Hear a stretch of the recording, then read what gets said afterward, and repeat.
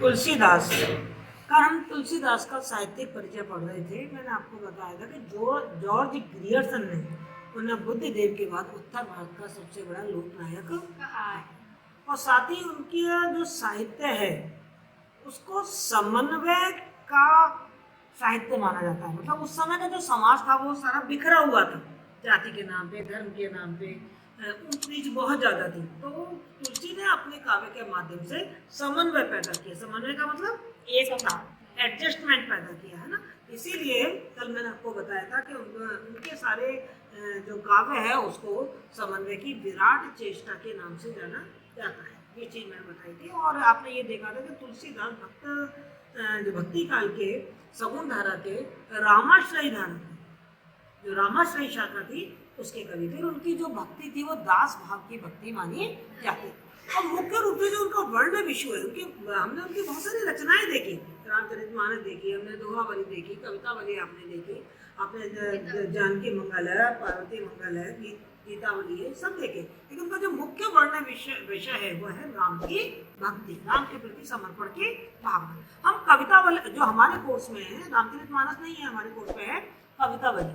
और कवितावली के में भी इसी तरीके के कांड है, जैसे अपने रामचरितमानस में है ना कि अयोध्या कांड, बाल कांड, अयोध्या कांड, उत्तर कांड, सुंदर कांड। इसी तरीके से यहाँ भी उसी तरीके के कांड हमको दिखाई देंगे। यहाँ भी हमको राम की कथा ही पढ़ने को मिल रही है। हमारे जो कोर्स में है कवितावली का जो पहला भाग है वो है अयोध्या कांड में से।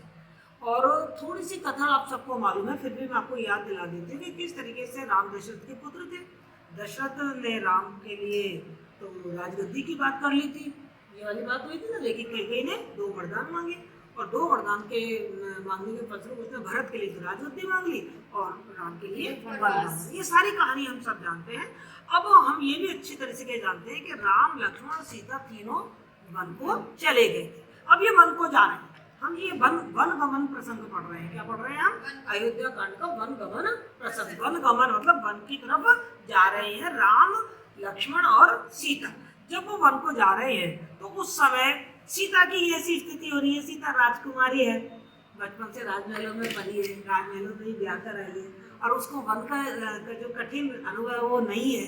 तो उसकी कैसी शारीरिक और मानसिक स्थिति हो रही है, किस तरीके से जब सीता इतना दुख पा रही है तो राम का उसके प्रति किस तरीके का एटीट्यूड है, किस तरीके से राम उसके दुख से दुखी हो जाते हैं। और सीता चूंकि पत्नी है, पतिव्रता पत्नी है, वो भी राम के दुख को देखकर दुखी हो जाती है। लक्ष्मण किस तरीके से उनके साथ छाया की तरह चल रहे हैं। ये सारा कुछ वर्णन इसमें देखने को मिल रहा है। और साथ में ये भी देखने को मिल रहा है कि जब राम, सीता और लक्ष्मण जा रहे हैं तो वैसे तो वन को जा रहे हैं, पर बीच बीच में गाँव भी पड़ रहे हैं। तो गांव के लोग भी उनको कौतूहल से देख रहे हैं कि ये सुंदर राजकुमार और उनके साथ जो एक लल्ला है, स्त्री है, ये कौन है। तो उनके भाव भी हमें यहाँ देखने को मिलेंगे। तो पढ़ना शुरू करें। हम पहला जो सवैया है वो पढ़ रहे हैं। पुरते निकसी रघुवीर वधु, धर धीर गए मग में गगवे, और झलकी भरी बाल कनी जल की, सूख गए मथुरा धर में। और फिर बूझत है चलनो अब केतिक, पर्ण कुटी करियों कितवे, और तिय के लखे आतुरता, पिय के अखियां अति चार चली जल। क्या वर्णन है इसमें? पुरमणि नगर, शहर। पुरते से निकसी रघुवीर वधु, रघुवीर राम, और राम की वधु कौन है? सीता। यानी कि जो सीता है वो पुर मतलब नगर से निकली, अयोध्या से निकली है। तो पुरस्ते निकसी रघुवीर वधु, धर धीर दये मग में दग दे। अब जो वो नगर से बाहर निकली है वनवास के लिए, तो उसने अपने मन को बहुत धैर्य दिया, उसने अपने मन को समझाया, क्योंकि अब मैं राजमहल छोड़ रही हूँ, नगरीय सभ्यता छोड़ रही हूँ, मुझे जंगल में रहना पड़ेगा, तो बहुत ही धैर्य, पता नहीं कितनी कठिनाइयां, कौन कौन सी बाधाएं आएंगी, उन सब बाधाओं को, कठिनाइयों को मुझे सहना है। तो अपने मन को मजबूत करके, धैर्य धारण करके उसने रास्ते में 2 कदम रखे। क्योंकि उसका शब्दार्थ देखिए, पुरते निकसी रघुवीर वधु, नगर से निकली रघुवीर की वधु यानी कि सीता, धर धीर धैर्य धरकर, दये मग में रास्ते में 2 पैर दिए। अर्थात वह भी नगर से निकल के थोड़ी दूर ही चली थी। तो ये मैंने सारी चीज बताई कि किस तरीके से जो सीता है वो अयोध्या से बाहर निकली है राम लक्ष्मण के साथ, और चूंकि उन्हें मालूम है कि वन का जो हमारा वास है वो आसान नहीं होने वाला है, बड़ा कठिन और मुश्किलों से भरा हुआ होगा, तो उसने अपने मन को बहुत मजबूत किया, धैर्य धारण किया, अधीरता नहीं दिखाई है कि अरे अब क्या होगा, हमें तो जंगल में रहना पड़ेगा, बड़े धैर्य के साथ उसने वनवास की तरफ अपने कदम बढ़ा दिए। दो कदम का मतलब डग दे मतलब दो कदम एक मुहावरा है, अर्थात थोड़ी दूर। दो कदम का मतलब क्या है? थोड़ी दूर चली थी। जैसे ही वो थोड़ी दूर चली, क्या होता है? झलकी भरी बाल कनी झलकी। अरे भाई सीता तो राजकुमारी है, बड़े नाचों से पली है, राजमहलों में रही है। अब जैसे ही उसने वनवास में दो कदम रखे, अर्थात थोड़ी ही दूर चली थी, इतना परिश्रम करने की उसको आदत नहीं थी, ऐसा पैदल चलने की उसको आदत नहीं थी, वो भी नंगे पैर, वो भी जंगलों में, वो भी धूप में, उसको चलने की आदत नहीं थी। तो जैसे वो थोड़ी दूर चली, झलकी भरी भली भली कान कनी झलकी, उसके माथे पर पसीने की बूंदें छलक आई। देखो झलकी, झलकने लगी, भरी बहाल भर गई, कनी झलकी जो कनी थी, जल की जो बूंदें थी वो उसके माथे पर चमकने लगी, अर्थात पसीना आ गया, अर्थात वो थक गई। ये सब किसका प्रतीक है? पसीना आना वगैरह सब किसका प्रतीक है? थक जाने का, यानी कि सीता थक गई। पुट सूख गए, पुट होठ, और गर्मी के मारे और इतनी मेहनत, इतना परिश्रम उनको करना पड़ रहा है, तो उस परिश्रम के कारण, गर्मी के कारण उनके होठ सूख गए। मधुरा गर्वे, जो मधुर अधर थे उनके, जो उनके रसीले और मधुर होठ थे, कोमल कोमल जो उनके होठ थे सीता के, वो सूख गए। जब अपन बहुत थक जाते हैं, आपने देखा होगा, जब अपन थक जाते हैं या अपन जब किसी दुख में होते हैं, चिंता में होते हैं, तो हमारे होठ बार बार सूखने लगते हैं, बार बार लगता है ना पानी पी लें और गीले कर लें। तो इसी तरीके से सीता के होठ भी सूख गए इस परिश्रम के कारण। फिर बूझत है, बूझत मानी पूछ रही है, अब वो थक गई है बहुत, पसीना उनके माथे पर आ गया, होठ सूखने लगे हैं, तो वो राम से पूछती है। फिर बूझत है, चलो अब कहते। अब सीता राम से बड़ी मासूमियत के साथ पूछ रही है कि अब बताइए ना किधर चलना है?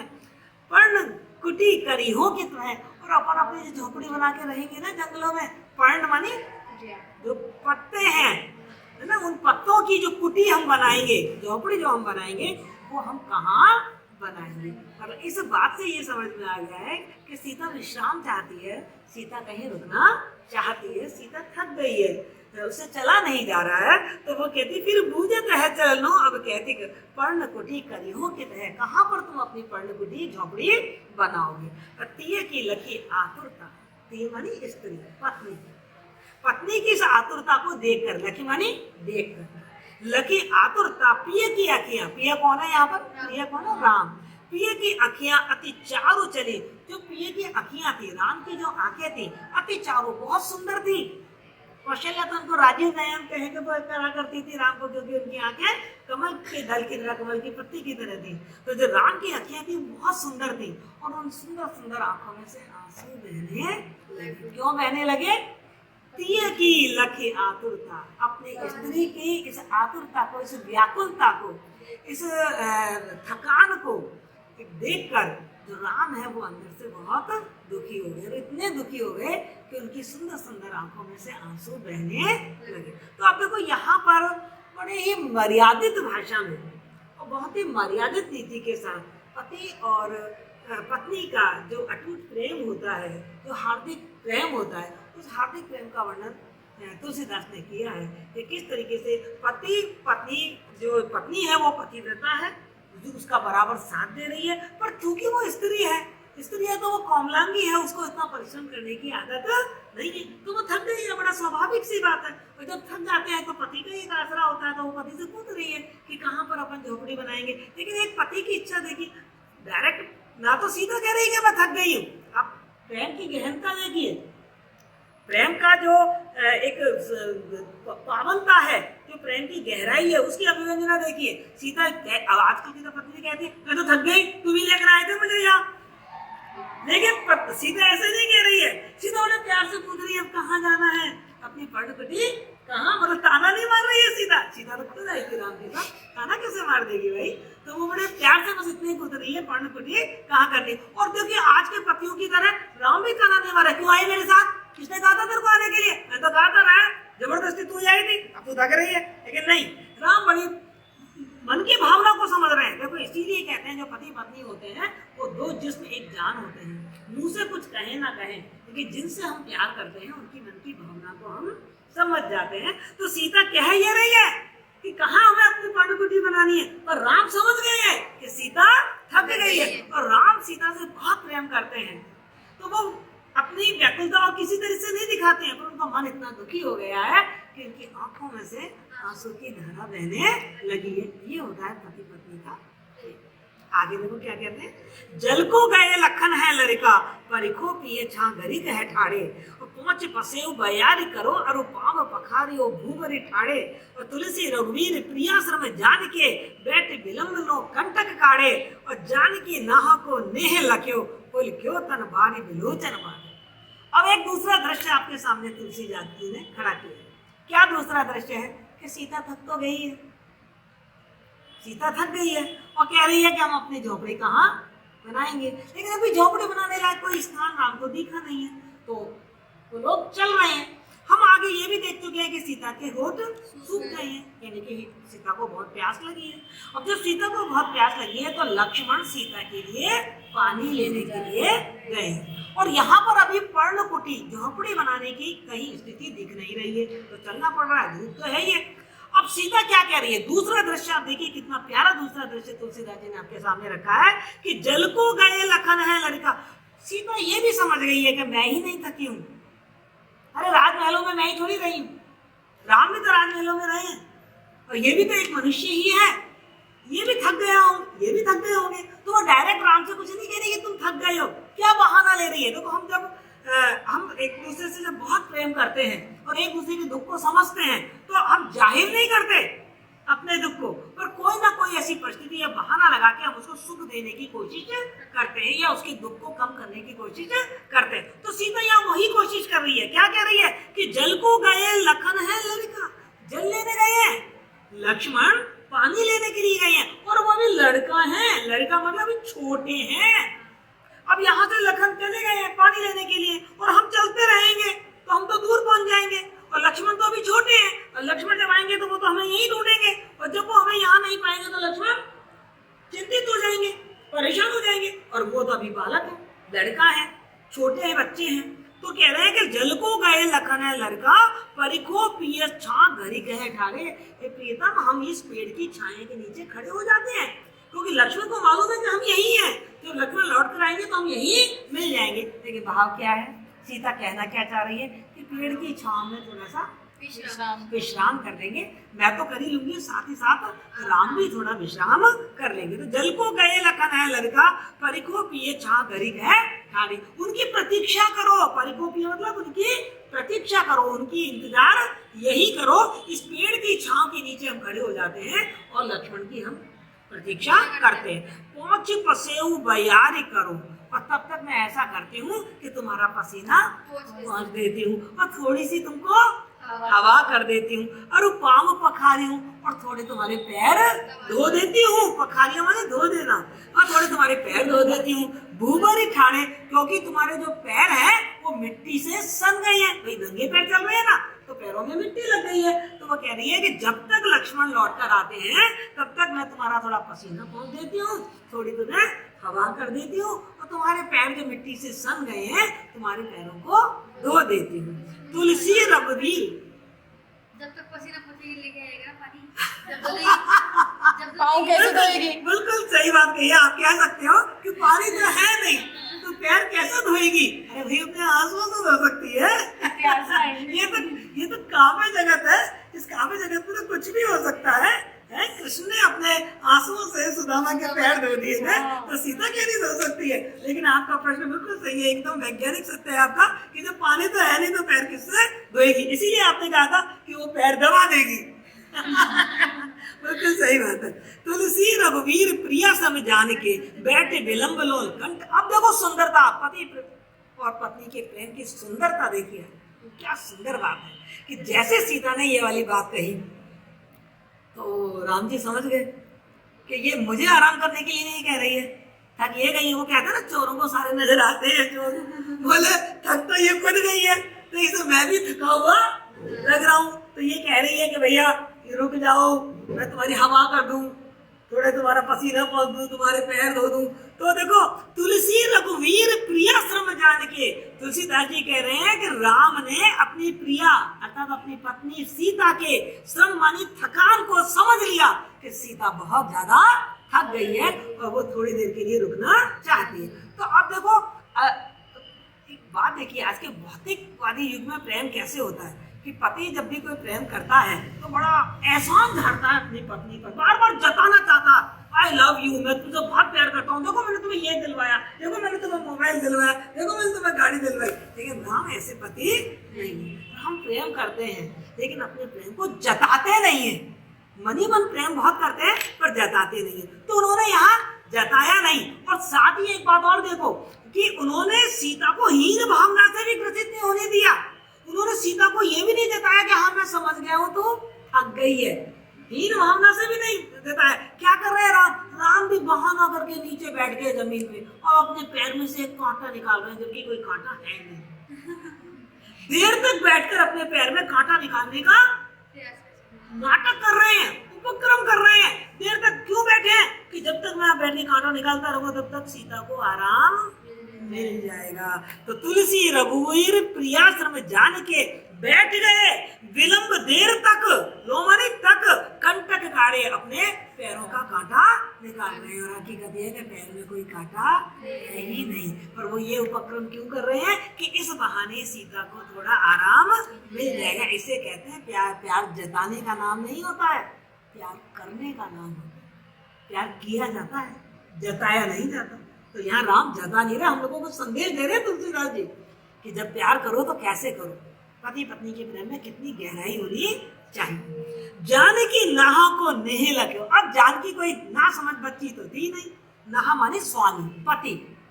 जानकी को ये समझते देर नहीं लगी कि राम को कोई कांटा नहीं लगाया। राम तो मुझे आराम देने के लिए नाटक कर रहे हैं। तो जानकी नाहा को नेह माने प्रेम।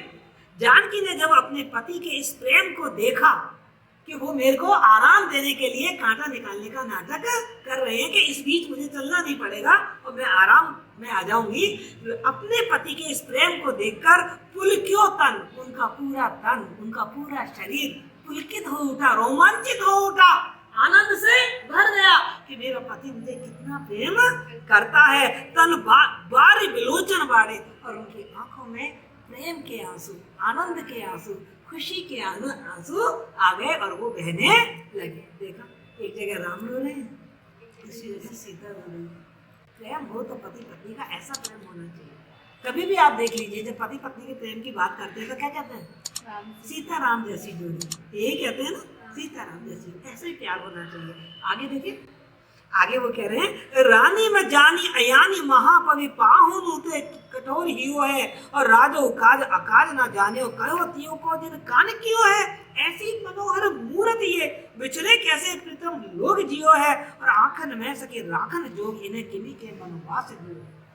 देखो, आप देख रहे होंगे, मैं आपको अलग से कोई काव्यगत विशेषताएं नहीं बता रही, क्योंकि कल जब हमने साहित्यिक परिचय पढ़ा था तो मैं सारी बता चुकी हूँ। रामचरित मानस अवधि में लिखी हुई है, लेकिन कविता वाली ब्रज भाषा में लिखी हुई है। ये जो हम पढ़ रहे हैं वो किसमें लिखी हुई है? ब्रज भाषा। ये ब्रज भाषा है। क्या है ये? ब्रज भाषा है। और ये सवैया है। छंद कौन सा है? सवैया छंद है। क्लियर? ये सब चीज बता चुके हैं। अलंकार आप देख ही रहे हैं। अलंकार आप देखिए, आप इसमें आपका यमक अलंकार आ रहा है, रूपक अलंकार आ रहा है, अनुप्रास अलंकार आ रहा है, अंत अनुप्रास अलंकार आ रहा है। क्या अब अपन आगे की बात पढ़ते हैं तो थोड़ा सा कल्पना करते हैं कि बीच में कुछ सवैया आपके कोर्स में नहीं दी है। हुआ क्या कि राम और सीता जा रहे हैं। मैंने आपसे कहा था रास्ते में बहुत सारे गांव पड़ रहे हैं।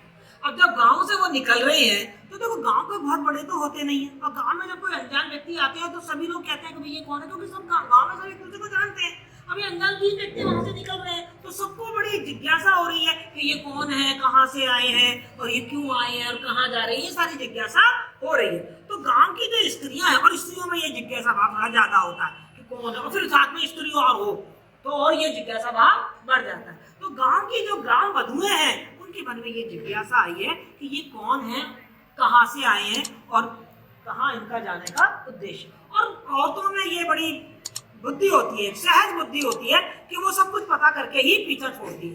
तो ग्राम वधुएं ने ये पता कर लिया है कि ये राम है, ये लक्ष्मण है, ये सीता है, सीता राम की पत्नी है, और ये अयोध्या के जो दशरथ है उनके बेटे हैं। और वो पूरी कहानी मालूम पड़ गई है ग्राम वधुओं को। क्यों है उनको ये कारण मालूम पड़ गया है कि केकई ने 2 वरदान मांगे थे और दशरथ ने इनको वनवास दे दिया। तो अब वो केकई को और राजा को भला बुरा कह रही है, उनके बारे में अपने क्या विचार प्रकट करेंगे। और ये एक स्वाभाविक सी बात है कि जब कोई काम होता है और उनके गलत काम हो रहा होता है और उसके जो उत्तरदायी होते हैं तब उनको भला बुरा कहते हैं, आलोचना करते हैं। ये मानव का स्वभाव है कि उनकी आलोचना करते हैं। तो जो ग्राम वधुएं हैं वो रानी की और दशरथ, रानी केकई और दशरथ दोनों की आलोचना कर रही है। क्या कह रही है? रानी में जानी अज्ञानी महापवि पाहुन हूं थे कठोरी हुए। वो ग्राम वधुएं आपस में बात कर रही है कि ग्राम की औरतें हैं वो आपस में बात कर रही हैं। तो एक औरत कह रही है कि रानी में जान, मैं तो समझती हूँ कि जो केकई रानी है ना वो बड़ी अज्ञानी है, उसको कोई ज्ञान ही नहीं है। ज्ञान होता तो इनको वनवास देती, यानी कि वो बहुत ही अज्ञानी है, उसके अंदर बुद्धि तो है ही नहीं, उसकी मति तो मारी गई है। अच्छा, ना केवल मति मारी गई है, वो कह रही है कभी पाहुन हूं तो कठोरी हुए। और भैया उस केकई रानी का तो ऐसा लगता है जो हृदय है ना पत्थर से भी ज्यादा कठोर है। ऐसे सुकुमार बालकों को वनवास दे दिया, कैसा कठोर, पत्थर जैसा उसका दिल था रानी का। तो इस तरीके से वो रानी केकई की आलोचना कर रही है। तो दूसरी कहती है राजो काज अकाज ना जाने। अरे तुम रानी की बात छोड़ो, मैं तो कह रही हूँ राजा भी बिल्कुल बेकार, राजा को भी मतलब नहीं, वो जानते ही नहीं है कि राज्य किसे कहते हैं और क्या करना चाहिए और क्या नहीं करना चाहिए। मतलब ये भी कोई बात है कि तेरी बीवी ने वरदान मांगा कि उनको वनवास दे दो, तूने अपनी बीवी की बात मान ली।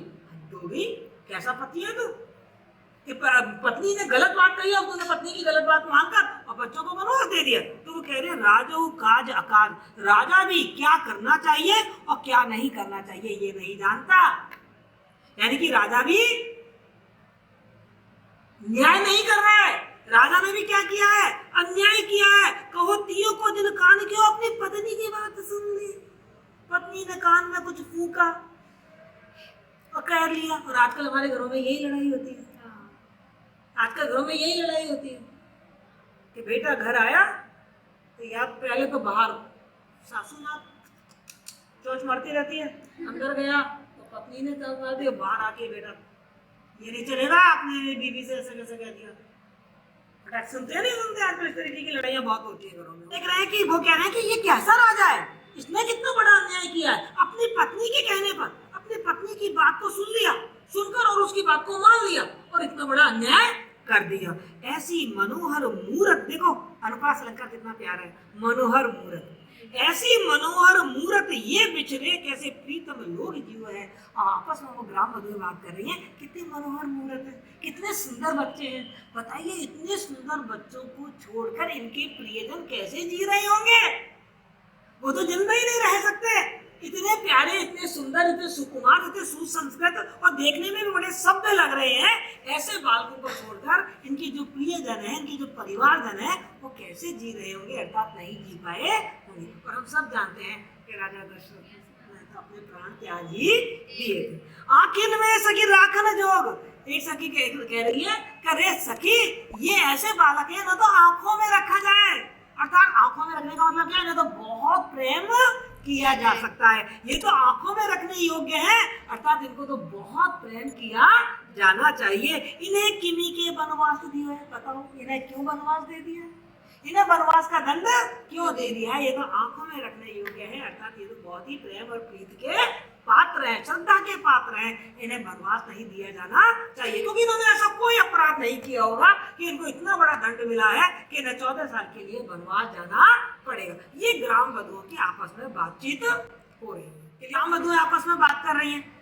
आपने देखा होगा कि महिलाओं में बहुत जल्दी मेल जोल हो जाता है, आपस में बातचीत वगैरह करने जाती है। तो जो ग्राम की वधुएं हैं उनकी बड़ी इच्छा हो रही है कि वो सीता से मेलजोल स्थापित कर ले, और उन्होंने कर भी लिया, सीता से मेलजोल स्थापित कर भी लिया। अब मेलजोल इतना स्थापित हो गया है कि जो ग्राम की वधुएं हैं वो थोड़ी सीता से चुगलबाजी कर रही है, थोड़ा मजाक कर रही है, जिससे कि सीता का मन थोड़ा आनंदित हो जाए। और आप ये जानते हो कि हमारी भारतीय संस्कृति में जो पत्नी होती है वो पति का नाम नहीं लेती है, नहीं लेती है ना, तो आपने देखा होगा इस तरीके के खेल भी होते हैं कि पति का नाम बुलवाया जाता है, पत्नी बोलती नहीं है, इस तरीके से होता है। तो हमारे यहाँ पत्नी पति का नाम नहीं बोलती। अब यहाँ ग्राम वधु है, सीता को थोड़ा छेड़ रही है, थोड़ा सा उनको आनंदित करना चाहती है, उनके साथ थोड़ी चुगलबाजी कर रही है। तो वो पूछ रही है कि वो कौन है, वो सांवले से कौन है। उन्हें मालूम तो है कि वो सांवले से ही इनके पति राम है, तो भी वो कह रही है वो सांवले से कौन है। अब सीता समझ गई, सीता ग्राम वधु की बात समझ गई कि ये बहुत चतुर चालाकी दिखा रही है, इन्हें सब मालूम है कि कौन मेरे पति है, कौन मेरे देवर है, पर ये मेरे मुंह से उनका नाम बुलवाना चाह रहे हैं। तो देखो, सुन सुंदर बैन सुधा रस साने, सयानी है जानकी जानवली। जानकी, देखो अनुप्रास अलंकार देख रहे हैं ना आप, कितना शानदार। जानकी जानवली, जानकी बहुत अच्छी तरीके से समझ गई कि ये सारी ग्राम वधु बहुत सयानी है, बहुत चतुर और चालाक है। उनके सुंदर बेन, सुंदर वचन, सुधा रस साने, अमृत से सने हुए सुंदर वचन, यानी कि अमृत जैसे मीठे मीठे वचन ग्राम वधु, क्योंकि ग्राम वधु सीता से बात कर रही है तो बड़ी मधुरता के साथ बात कर रही है। तो वो कह रहे हैं ग्राम वधु की जो वचन है वो अमृत से सने हुए हैं। सुधा माने अमृत, अमृत से सने मतलब बहुत मीठे हैं और बहुत सुंदर है। उनके इन वचनों को सुनकर के, वो तुम्हारे कौन है जो सामने से खड़े हैं पेड़ की टहनी को पकड़कर, इसके पहले ये वाला समय आया है जो आपके कोर्स में नहीं है। तो सीता समझ गई कि ये बहुत चतुर चालाक है और ये मुझसे उनका नाम बुलवाना चाह रही है। तो तिरछे करी नैन दे सैन, तिने समुझाई कछु मुख साई चली। तो सीता भी कौन सी कम चतुर थी, सीता ने भी नाम नहीं बताया, उसने भी इशारों में सब कुछ कह दिया कि कौन है। और आपने देखा होगा हमारी जो भाषा है, हम शब्दों से बोलते हैं वो भाषा है, लेकिन उससे भी ज्यादा दमदार भाषा होती है इशारों की भाषा। इशारों में हम बहुत कुछ कह देते हैं और सारी बातें स्पष्ट हो जाती हैं। और स्त्रियों में तो ये वाला गुण जबरदस्त है कि वो तो बोलती नहीं है पर इशारों में अपना गुस्सा, अपना प्यार, अपना रूठना, अपना मनाना सब कुछ बता देती है। एक बिहारी का बहुत प्यारा सा दोहा है, यदि आपने पढ़ा हो, कहत नटत रीजत खिजत, खिलत मिलत लजियात, और भरे भवन में होता है नैनन मुंह से बात। आंखों ही आंखों में सारी बात कह दी जाती है और सीता भी यहाँ आंखों ही आंखों में अपनी बात कह रही। तिरछे करी नैन, उसने अपने नैनों को कुछ थोड़ा तिरछा किया, अपने नैनों को क्या किया, थोड़ा तिरछा किया। दे सैन, और फिर इशारा किया, तिरछे नैन करके फिर इशारा किया। तिने समझाओ, और फिर समझा दिया कि वो कौन है मेरे। कछु मुस्काए चली, और मुस्का कर फिर वो वहां से चली गई। तो देखिए तीन बातें कही हैं कि तिरछे नैनों को तिरछा किया, कुछ इशारा किया और इस तरीके से मुस्कुराई कि ग्राम वधुओं को ये क्लियर हो गया कि वही सीता के पति है। दो जने थे ना, एक गौरवान राजकुमार था, एक सांवले वर्ण का राजकुमार था। तो सीता ने इस तरीके से इशारा किया उस सांवले वर्ण के राजकुमार की तरफ कि ग्राम वधुओं को पूरा समझ में आ गया कि वही सीता के पति है। तुलसी कहीं अवसर सोहे सबे, तुलसीदास जी कह रहे हैं कि उस अवसर पर जब ये सब घटनाक्रम घट रहा था तो आपकी आंखों के सामने एक दृश्य उपस्थित हो गया होगा कि किस तरीके से ग्राम वधुएं खड़ी हैं। सीता इशारा करके बता रही है कि राम मेरे पति हैं, वो मेरे पति हैं, ऐसे इशारा करके बता रहे हैं। वो कह रहे हैं उस अवसर, उस समय सीता और वो जो ग्राम वधुएं हैं वो सब ऐसी शोभायमान होने लगी, इतनी सुंदर लगने लगी। सीता भी बहुत सुंदर लगने लगी और जो ग्राम वधु वो भी मुस्कुराने लगी, तो वो भी बहुत सुंदर दिखाई दे रही थी। तो तुलसी तही अवसर, तही माने उसी समय, अवसर माने अवसर, सोहे सबे, सोहे मतलब बहुत ही सुंदर, सब माने सब लोग, ग्राम वधुएं भी और सीता भी, सब बहुत सुंदर अब लोकत दिखाई दे रही थी, बहुत सुंदर दिखाई दे रही थी। लोचन लाहु अली, और ऐसी सुंदर दिखाई दे रही थी कि उस समय देखने वालों को ये लग रहा था कि भगवान ने क्या इसी दिन के लिए आंखें दी थी। यदि आंखें नहीं होती तो हम इस सुंदर दृश्य को कैसे देख पाते। तो अपनी आंखों को उन्होंने क्या दिया, धन्यवाद दिया कि आज इन आंखों से इन्होंने इतना दुर्लभ और इतना सुंदर दृश्य देखा है।